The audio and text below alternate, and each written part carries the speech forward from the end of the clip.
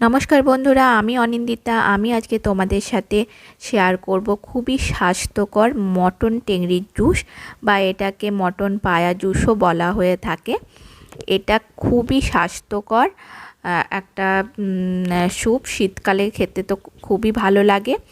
আর বাড়িতে যদি কোনো অসুস্থ ব্যক্তি থাকে তাকেও এটা প্রতিদিন না হলেও সপ্তাহে 2 দিন করেও যদি দেন খুব ভালো উপকার পাবেন। আর বাড়িতে যদি বাচ্চা থাকে তাদেরকেও এটা খাওয়াতে পারেন। তাদের স্বাস্থ্যের পক্ষেও খুব তাদের হাড় খুব মজবুত হবে। তো আমি এটা কিভাবে বানাচ্ছি তাহলে জানতে হলে ভিডিওটা স্কিপ না করে শেষ পর্যন্ত দেখতে থেকো। খুব সহজেই মটনের টেংরির এই জুস রান্না করা যায়, কিন্তু সবথেকে প্রবলেম যেটা হয় সেটা হচ্ছে এই টেংরিগুলো পরিষ্কার করা। কারণ এর মধ্যে প্রচুর ছোট ছোট লোম লেগে থাকে, সেগুলো খুব ভালোভাবে পরিষ্কার করতে হয়। ভালোভাবে পরিষ্কার না করলে কিন্তু খাওয়া যাবে না। তো এটা আমি খুব ভালোভাবে পরিষ্কার করে নিয়েছি। তারপর এটা আমি নুন হলুদ মাখিয়ে 1 ঘন্টা মতো ম্যারিনেট করতে দিয়েছি। আমি প্রেসার কুকারের মধ্যে 3 চামচ মতো ঘি নিয়ে নিয়েছি। তোমরা চাইলে আরেকটুও ঘিটা দিতে পারো বেশি। তো আর যদি তেল দাও তো তেল এই পরিমাণেই দেবে।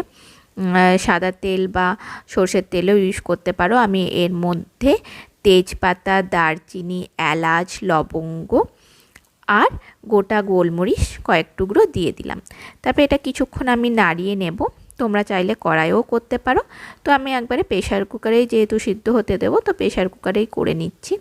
তো এটার থেকে সুন্দর গন্ধ বেরিয়ে এলে এর মধ্যে আমি দিয়ে দেব কুচি করা আদা, আর দিয়ে দেব কুচি করা রসুন, আর দেব কুচি করে নেওয়া একটা বড় সাইজের পেঁয়াজ।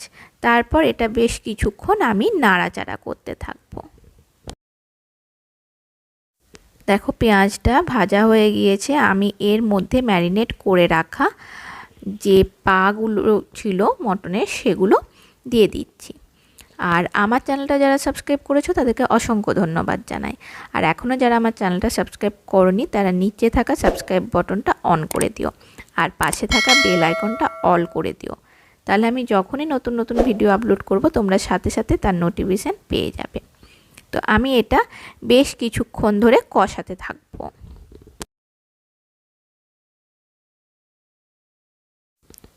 দেখো আমি এটা মোটামুটি 10 মিনিট ধরে কষাতে থেকেছি সমানে।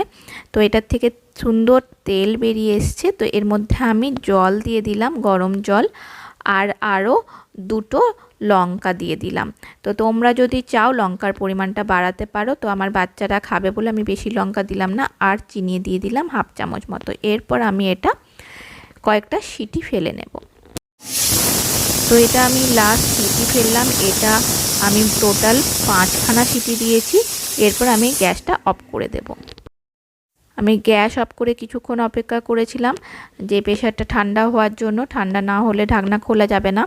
তো দেখো কি সুন্দর দেখতে হয়েছে। এরপর আমি এটা একটা বাটির মধ্যে নামিয়ে নেব। আমার এই রেসিপিটা যদি তোমাদের ভালো লেগে থাকে নিচে থাকা কমেন্ট বক্সে অবশ্যই কমেন্ট করে জানিও কেমন লাগলো। আর ভালো লাগলে অবশ্যই লাইক আর শেয়ার করে দিও। আমি শুধু টেংরি দিয়ে করেছি, তোমরা যদি চাও এর মধ্যে শীতকালীন কিছু সবজি দিয়েও করতে পারো। তো আমি এর মধ্যে এরপর অল্প পরিমাণে গোলমরিচ ছড়িয়ে দিলাম, তাতে টেস্টটা আরও বেশি ভালো হয়। এরপর এটা খেয়ে নিতে পারবে।